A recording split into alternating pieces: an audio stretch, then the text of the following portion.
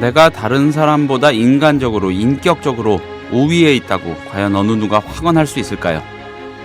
가르치는 사람과 배우는 사람의 관계도 따지고 보면 우열의 문제는 아닐 수도 있습니다. 그래서 교육은 무척 어렵고 신중한 테마여야 합니다. 국민TV 라디오 30분 책 읽기 11월 18일 월요일 순서 시작합니다.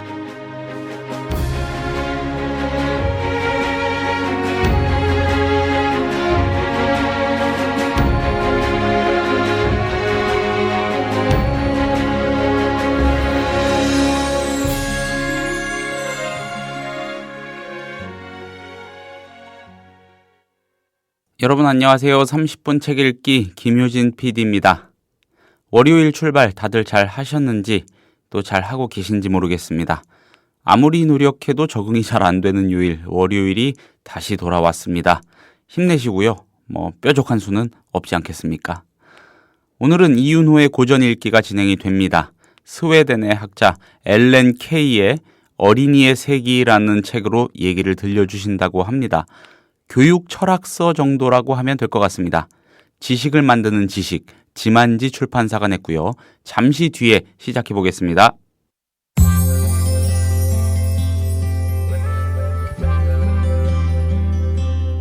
매일 아침 이 책 한 권. 국민TV 라디오 30분 책 읽기.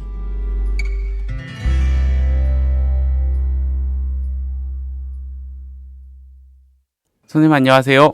예, 안녕하세요. 예, 잘 지내셨죠? 별거 없으셨고요. 예, 오늘은 엘렌 케이의 어린이의 세기라는 고전입니다. 예. 그러니까 교육학 관련 책이고요. 이제 어쩌면 우리 사회가 이제 20세기에서 21세기의 과도기에 접어들고 있고, 네. 그런 점에서 교육의 문제가 대단히 중요합니다. 네. 최근에 이제 유럽 교육이 바뀌어나가기 시작하고 있죠. 근대적 교육 방식이 개혁되기 시작하고 있습니다. 그럼에도 불구하고 우리 사회는 점점 보수화되는 경향들이 나타나고 있죠. 최근에 이제 정교조를 이제 법의 노조로 규정한다거나 이런 정교조의 탄압들이 다양하게 되고 있고, 창교육이나 이런 의미들이 어떤 뭐라고 할까요? 그 종북 이런 계정과 묶여서 말도 안 되게 천박하게 다뤄지고 있다는 생각이 듭니다. 예. 본질적으로 그런 점에서 교육이 변해야 합니다. 근데 그 교육을 어떻게 볼 것인가 하는데 19세기 말에서 20세기 초에 스웨덴 여성이었어요. 문필가였는데 네. 엘렌 케이가 이야기하려고 했던 것은 대단히 중요한 의미를 가지고 있다고 봅니다. 특히 사실 지금 이제 독일 교육의 변화에 아주 중요한 모티브를 줬던 인물이기도 합니다. 스웨덴 여성인데 그가 유명해진 것은 도리어 2년 후에 독일어판이 나오고 나서부터 유명해졌고요. 그렇군요. 예. 이 책의 관점 자체가 괴테나 니체나 또 이 안에는 이제 루소나 스피노자나 이런 다양한 이제 문필가들의 어떤 사상을 그 안에는 담고 있다고 봐야죠. 네. 그래서 어린이의 세계 안에서 몽테뉴, 루소, 스펜서 등의 교육 사상과의 연관성을 가지고 있으며, 또 엘렌 케이 스스로가 아까 말씀드렸듯이 괴테나 니체, 스피노자 등에 대한 영향을 많이 받게 됩니다. 네. 그래서 이러한 엘렌 케이의 가장 기본적인 교육학의 핵심은 이런 문제일 것 같아요. 수동적 교육학이라고 할까요? 네. 그러니까 스스로 성장하게 하는 원칙. 그래서 어린이의 자발성을 전제로 해서 루소가 얘기했던 자연적이고 소극적인 교육관과 관련을 맺고 있는 교육론이라고 볼 수 있습니다. 좀 더 풀어보면 이런 거겠죠. 어린이의 존엄성과 권리에 대한 인정으로부터 어린이의 개성을 존중해 주는 것을 교육의 출발점으로 보고 있는 거죠. 네. 그래서 교육의 목적이라는 것이 각 어린이가 자유롭고 독립적인 개체로 발달하도록 하는 것이 목적이어야 한다는 거죠. 네. 즉 사회의 하나의 기능인으로서 육성하기 위한 것이 목적이 되는 것이 아니라 그 아이가 스스로 자기의 존엄성을 지키고 자유롭고 독립적인 개체로 발달할 수 있도록 도와주는 것. 이것이 교육의 근본적인 목적이고 그런 점에서 앨런 케이의 그 교육학을 개인주의 교육학이라고 하는 이유도 바로 거기에 있다고 생각을 하는데요. 아, 그렇군요. 예, 그 앨런 케이의 입장에서 보면 앨런 케이가 이런 얘기를 합니다. 뭐냐면 우리가 어른들을 잘 보면 네. 그 아이들을 사랑하고 교육한다고 하지만 사실은 하나의 공처럼 성인들의 손에서 손 사이로 여기저기 던져진다고 얘기하고 있죠. 때로는 앞으로 내밀어지고 때로는 웃음거리가 되고 때로는 밀어젖혀지고 때로는 끌어당겨지고 때로는 격렬하게 입맞춰지고 네. 때로는 호령당하고 때로는 달래진다. 그래서 아이들도 똑같이 어른처럼 성인으로서의 어떤 정중하게 성인으로서의 대접을 요청받아야 한다라는 것이고 또 그런 얘기를 하는데요. 아이는 용서를 구하거나 후회하는 마음을 표현하도록 강요되어서는 안 된다는 거예요. 네. 근데 끊임없이 너가 잘못했어라고 끊임없이 용서를 구할 것을 요구하게 되는 거죠. 심지어 아이들은 때로는 부모의 친구들 때문에 일찍 재워지기도 하고요. 때로는 정말 공처럼 굴려지고 때로는 부모가 하고 싶을 때 입 맞춰주는 존재이기도 합니다. 그런 점에서 보면 아이들은 앨런 케이가 얘기하듯이 공처럼 굴려지고 있다. 이것이 현실 인식의 전제예요. 근데 지금 역시도 그러하죠.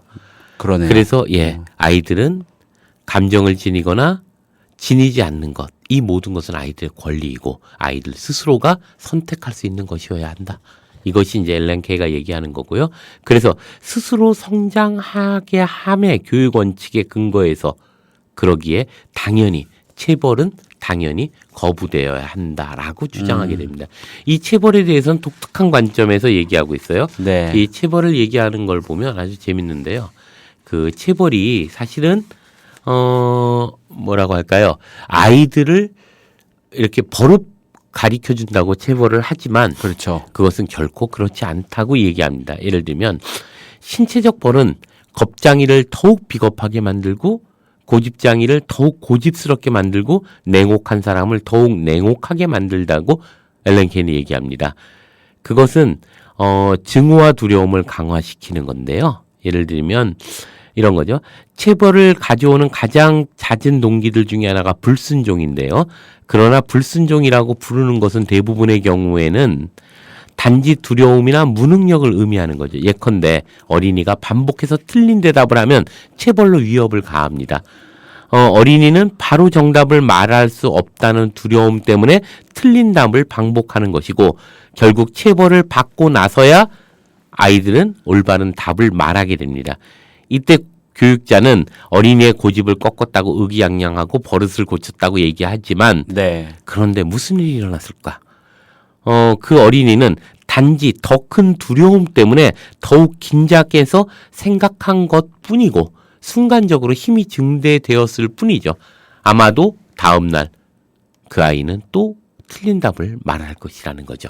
결국 그 체벌이라고 하는 것은 실제로 아이들로 하여금 끊임없이 피동적인 대상으로 만들어버리는 것이지 그가 스스로를 교정하고 자유롭고 주체적인 주인으로 거듭나게 하는 것을 결코 할 수 없다는 거죠. 그래서 구타나 또는 구타에 대한 두려움에 의해 진실하지 못한 자백들이 얼마나 많이 강요되었는가를 우리가 생각해 볼 필요가 있습니다. 네. 대담한 행동을 위한 어떤 욕구와 모험심, 상상력, 발견을 위한 충동들이 얼마나 많이 질식되었는가. 앨런 케이 얘기입니다. 뭐냐면 아이들 스스로가 갖고 있는 엄청난 지적 호기심은 네. 구타나 이 체벌에 의해서 네. 그것은 끊임없이 억압돼 있다고 볼 수 있다는 겁니다. 그래서 뭔가 대담한 행동, 모험을 위한 어떤 모험심, 상상력, 그리고 호기심, 지적 호기심에 대한 충동, 이 모든 것은 구타나 구타에 대한 두려움에 의해서 끊임없이 억압되었다는 거죠. 그래서 체벌은 근본적으로 용기와 절대적인 솔직함을 방해할 뿐이라고 앨런 케이는 이야기합니다. 그래서 그 앨런 케이는 당연히 그렇기 때문에 새로운 학교에 대한 이야기를 하면서 결국 학교라고 하는 건 뭐냐? 우둔함과 선입견, 과실로 잘못이죠. 잘못으로 가득 찬 미로로서 어린이의 영혼을 말살시키는 것이 학교라고 정말 단정적으로 얘기합니다. 뭐냐 하면 학교는 근본적으로 근대에서 만들어지는 원리 자체가 아이들을 위해서 만든 것이 아니라 네. 근대적 인간으로 훈육시키기 위해서 만들어졌다는 거죠. 그래서 학교라고 하는 것은 아이들의 영혼을 말살시키는 것, 상상력과 모험심과 그 어떤 의미들이 완전히 억압되는 곳에 불과한 것이다. 그래서 유치원은 하나의 공장과 같은 곳으로 거기서 어린이들은 군서동물처럼 다뤄지고 있고 그리고 가정적인 수업에 의해서 그것은 대처돼야 된다고 생각합니다. 예. 그래서 이 앨런 케이가 얘기하는 어떤 새로운 학교의 비전, 물론 학교를 해체해야 된다라는 과격한 의미를 얘기하진 않았지만 앨런 케이가 얘기하는 것은 학교 시스템이 교체돼야 하고 그 교체의 핵심은 자기 공부 중심의 학교 시스템으로 바뀌어야 한다. 그것이 가정교육의 전형으로 얘기하고 있어요. 그래서 재밌는 게 티칭이 아니라 코칭을 얘기하고 있는 거죠. 19세기에. 지금 유럽 교육이 이제 코칭을 얘기하고 있거든요. 그렇군요. 티칭이라고 하는 것은 훈육에 불과한 것이다. 그래서 정말 중요한 거는 그 아이가 스스로 성장할 수 있게 코칭되어야 한다. 근데 앨런 케이가 바로 19세기 말에 이 이야기를 이미 하고 있었다는 점에서 대단한 의미를 갖습니다. 그래서 앨런 케이가 꿈꾸는 이상적인 학교 모델은 사실 엄밀하게 보면 가정과 같은 곳이라고 볼 수 있죠. 그래서 어린이로부터의 교육학, 이것이 이제 기본적으로 앨런 케이가 얘기하려고 했던 가장 핵심적인 어떤 의미는 아닐까 이런 생각을 하고요. 그래서 학교라고 하는 것을 앨런 케이는 이런 얘기를 하는 거죠. 그 유럽의 당시의 유럽의 과정을 보니까 뭐라고 할까요? 어린이들이 학교에 올 때 지녔던 삶에 대한 충동과 자발성, 관찰 능력, 네. 이 모험심이라고 하는 것, 네. 혹은 지적 호기심이라고 하는 것이 지식이나 흥미로 전환되지 못하고 학교 시기가 끝나면서 대체로 사라졌다고 얘기합니다. 그래서 6세부터 18세까지의 삶 전체를 학생용 책갈상에서 보낸 결과에 따라서 아이들은 더 이상 지적 호기심을 갖지 못한다는 거죠. 그들은 매 시간, 매달, 매 학기를 처음에는 차 숟가락 분량으로 시작해서 점점 더 큰 숟가락 분량으로 지식을 섭취하면서 보냈죠. 그렇게 보내게 됩니다. 지금 점점 우리나라 지식을 저도 그랬고 선생님도 그러셨을 테고요. 그래서 지식을 섭취했는데 결국 그 지식은 아이들의 그 상상력을, 그 지적 호기심을 훈육이라는 이름으로 뭉개버린 결과가 됐다라는 거죠. 그래서 이런 거죠. 정신적 식욕과 소화 능력 자체가 파괴되어 네. 실제 음식물을 섭취할 능력이 부족한 상태가 된다. 학교를 나오고 나면. 그리고 다른 몇몇은 책들을 구석으로 던져버리고 실천적 삶의 과제에 몰두함으로써 모든 이런 비현실성으로부터 현실성의 영역으로 구출된다. 결국 두 가지가 다 학업 시간은 극도로 낭비되었다라는 것을 의미하는 거죠. 그러니까 한쪽으로는 그것에 의해서 억압돼서 점점 왜소해지는 거고 다른 한편으로 보면 그것을 벗어던지고 현실로 그냥 뛰어들어서 살아가는. 그렇다면 그 아이에게 학교란 무슨 의미가 있었을까를 되돌아볼 필요가 있다라고 앨런 케이를 얘기하는 거죠. 그래서 그 학업을 계속하는 사람들은 일반적으로 동화 능력, 성찰 능력, 관찰 능력, 상상력 같은 개인적인 것을 희생함으로써 지식을 획득한다고 얘기합니다. 이것은 정말 더두덜도 아닌 한국 사회의 어떤 특징들과 참 맞물려 있어요. 그래서 정말 지식을 획득하지만 동시에 무엇을 잃어버리냐 하면 동화 능력과 성찰 능력과 관찰 능력과 상상력을 맞바꾼 결과로 지식을 획득하게 되는 것이 바로 이러한 의미들을 가지고 있는 것은 아닌가 이런 생각을 하게 되는데요. 그래서 앨런 케이가 얘기하는 어떤 뭐라고 할까요? 수업 방식은 이런 것을 전제로 해야 한다고 얘기합니다. 네. 왜냐하면 어린이가 넓음, 평온함, 직관성, 자기 활동성을 지니는 것을 전제로 해야 한다고 얘기하고 있죠. 그래서 이런 특성들이 지금은 서두름, 재촉함, 끊임없는 추상화 작업에 의해서 파괴되고 있다고 앨런 케이는 얘기합니다. 그래서 앨런 케이의 주장의 핵심은 결국 이러한 학교가 이제는 더 이상 아이들을 개입해서 훈육하는 적극적 교육을 버리고 네. 자연적이고 소극적인 교육을 통하여 아이들 스스로가 성장하게 티칭이 아닌 코칭으로 전환해야 하고 그러한 과정에서 아이들로부터 교육의 출발점을 시작해야 한다. 그래서 어른들의 생각에 의해서 공처럼 굴려지지 않도록 해야 하며 그래서 더 이상 지식을 준다는 이름하에 아이들의 상상력과 모험심이 억압돼서는 안 된다. 이것이 앨런 케이가 얘기하는 핵심적인 어떤 생각들이 아닌가 이런 생각을 합니다. 소극적 교육이라는 게 그런 의미였군요. 예. 근데 선생님, 앨런 케이의 생각대로라면 선생님은 조력자 정도? 그렇죠. 예. 네, 코칭 스텝이에요. 네. 친구고. 예. 그래서 니체가 얘기하는 거에 의하면 이제 이런 얘기를 하죠. 그 짜라투스트라에 보면 이제 그 니체 그 짜라투스트라를 존경하는 사람들이 모여 있을 때 짜라투스트라가 그런 얘기를 하죠. 가라. 우리에게 필요한 것은 진정한 친구이다. 네. 스승이 존재하는 순간 그것은 노예가 만들어진다. 이런 얘기를 합니다. 그런 것처럼 아이들에게 필요한 것은 그런 어떤 선생 지식을 가르쳐주고 그것을 통하여 훈육하고 그것을 억지로 집어넣으려고 하는 어른으로서의 선생이 필요한 것이 아니라 그야말로 그 아이가 자라나가는 것을 관찰하고 성실하게 기다려줄 줄 아는 친구이자 코칭 스텝이 필요하다고 앨런 케이는 보고 있는 거죠.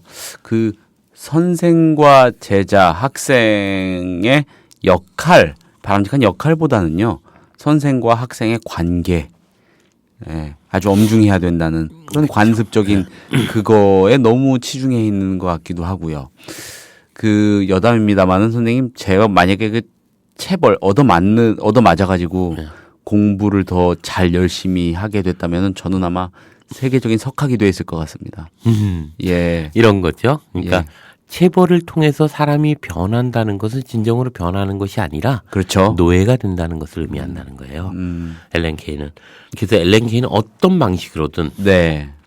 체벌은 주인과 노예의 관계 속에서만 존재하는 것이다라고 얘기하는 거죠. 그러니까 교육의 과정에서 체벌이라고 하는 건 그 아이가 가질 수 있는 수많은 가능성들을 억압하는 것이고 그 아이가 상상할 수 있는 모든 것들을 체벌에 대한 공포에 의해서 그만두기를 요청하는 것에 불과한 것이다 라고 이야기하는 거죠. 네. 그래서 지식의 획득을 위해서 체벌이 필요할 수는 있지만 그 아이가 가져야 되는 신중함, 관찰력, 성찰성 이런 것들을 체벌에 의해서 결국은 붕괴되어 버린다.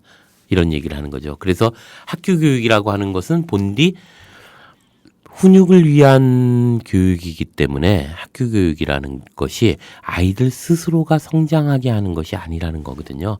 그래서 그 체벌은 훈육을 위한 자리에서 언제나 존재했었고 지식을 강제로 주입하기 위한 것이었었고 그렇기 때문에 체벌이 존재했다. 그렇지만 그 아이를 스스로 성장하는 주인으로서 성장하게 하지는 못하게 된다. 네. 이것이죠. 이게 이제 21세기의 우리의 지금의 딜레마를 만들어내게 하는.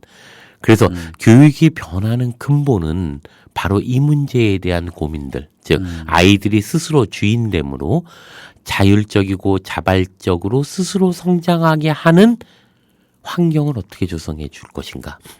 그리고 그래서 티칭의 문제가 아니라 스스로가 가설을 만들고 그것을 증명하는 과정에서 스스로가 성장하고 스스로가 서로를 기다려주고 존중해주고 서로의 의견들을 경청하고 그것을 통하여 서로가 연대하는 훈련들을 스스로가 만들어낼 수 있게끔 조력해주는 일. 네. 저는 이게 교육의 지금의 출발점이어야 되지 않을까 이런 생각을 합니다.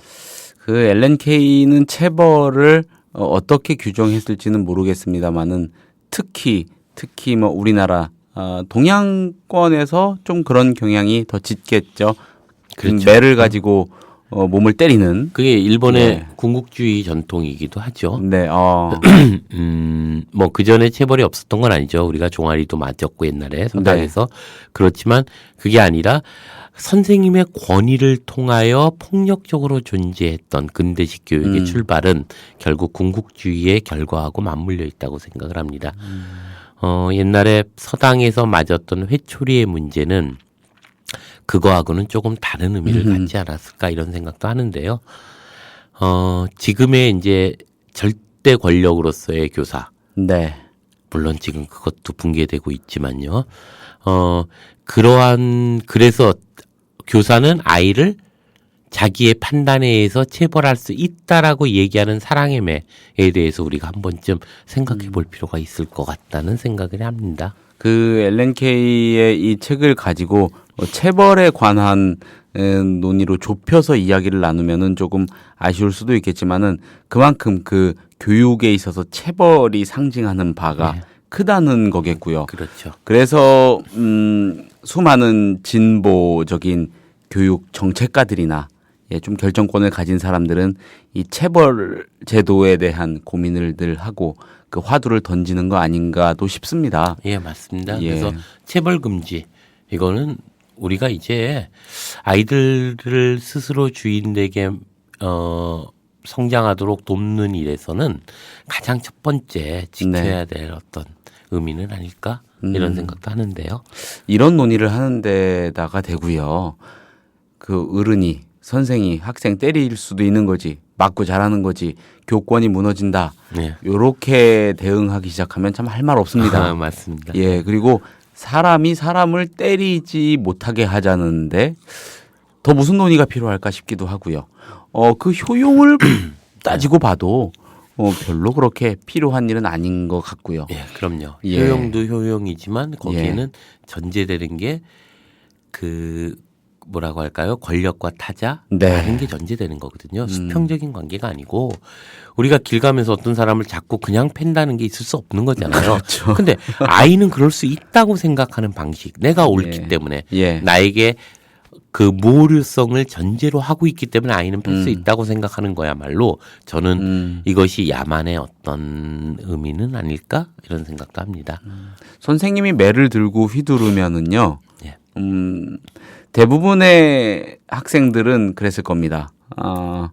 그 매를 그 매질을 당하고 나서요. 진짜 참 어떤 깊은 뜻으로 나를 때리셨겠구나 이렇게 고민하고요. 또 학업에 매진한다거나 그러기보다는 그냥 어떻게 하면은 안 맞고서도 편하게 넘어갈 수 있을까? 뭐 이걸 고민하지 않겠습니까? 예, 재수 없어서 걸린 거죠. 예. 그러니까 매가 사랑의 매라고 얘기하는 건 하는 사람은 매를 드는 선생님밖에 없어요. 우리가 옛날을 한번 기억해 보세요. 예. 어떠한 매든 예. 아니 말로 할 수 있고 설득할 수 있고 합의할 수 있는 걸 예. 매를 드는 순간 그것은 소통 불가능하다는 것을 의미하는 거거든요. 소통 불가능할 때 폭력이 존재할 수 있다고 생각하는 것에서부터 평화는 깨진다고 생각합니다. 그런 점에서 매를 들지 않고 충분히 합의 가능하고 상호 이해 가능한 것이 전제돼야죠. 네. 그것은 매를 든다는 건 내가 권력의 갑이고 너는 을이라는 걸 아예 전제하는 것으로 출발하는 것이라서 그것은 이미 그 자체가 평화로운 건 아니죠. 네. 이 체벌에 대한 논의가 아주 첨예하게 불거지는 그 양태 자체가 무엇을 의미하는지를요. 엘렌 케이의 이 책 어린이의 색이라는 고전을 통해서 생각을 많이 해볼 수 예. 있겠습니다. 예. 예. 뭐 지금 말씀해 주신 거에 다 녹아 있지만은 체벌에 아주 심하게 반대하시는 거죠, 선생님은? 그렇죠. 많이 맞으셨습니까? 아니요. 저는 맞지는 않았습니다. 별로 맞지 않으셨습니까? 예. 모범생이셨던 겁니까, 아니요, 선생님? 모범생은 아니고요. 야, 특별히 이 맞을 만큼 거친 것이 없어서 그랬겠죠. 저는 정말 많이 맞았는데 찢어져서 피도 나보고, 그래요? 예, 아주 살짝 골절도 당해보고, 특히 손가락이요. 손 굽히지 마, 손 구부리지 마, 손바닥 쫙 펴야 돼. 안 그러면 부러져. 이러면서 때리는 거는 진짜 그 무시무시한 맞아요. 행태인데, 그건, 예, 때리면서요. 잘못하면 손가락 부러지니까 쫙 펴. 부러지지 않게 해야죠. 그거 왜 때려요? 근데 이윤호 선생님하고는 체벌에 관한 얘기는 더 나누면 안 될 것 같습니다. 왜냐면은 별로 안 맞으셨답니다. 예, 모범생이셨던 겁니다. 아니요, 모범생 아니었습니다. 예. 자, 엘렌 케이 오바마가 하도 한국 교육을 찬양한다고 해가지고 예. 연일 그게 신문에 나고 하는데 유럽의 이 학자들이 거죠. 예, 오히려 정반대 조나라 위험한 나라다 이렇게 하는 거는 예. 아주 조그맣게 소개되거나 예. 소개가 잘 안 되더라고요. 오바마가 한국을 모르는 거죠. 다녀봤으면 좋겠어요. 그 양반이 우리나라 학교를 아니면 자녀를 좀 보내가지고 예, 해보면 좋겠는데 아무튼 그렇습니다. 자, 선생님 오늘 좋은 말씀 역시 잘 들었고요. 예, 다음 주에도 재미난 얘기 기대하겠습니다. 예, 고맙습니다. 예, 고맙습니다. 네. 국민TV 미디어 협동조합 조합원에게만 드리는 혜택. 당신의 영어 실력, 이제 원스톱 잉글리쉬가 해결해드립니다.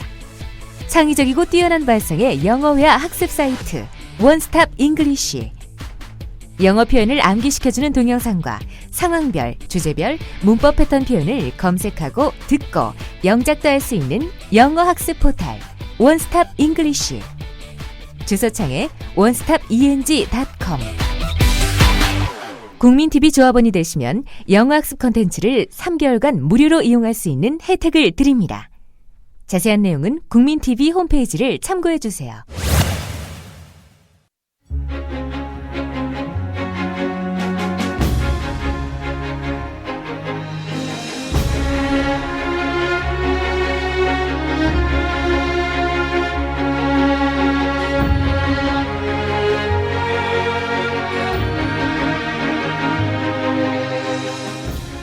(11월 18일) 월요일에 30분 책 읽기가 소개한 책은 지식을 만드는 지식 지만지 출판사가 낸 엘렌 케이의 어린이의 세기였습니다.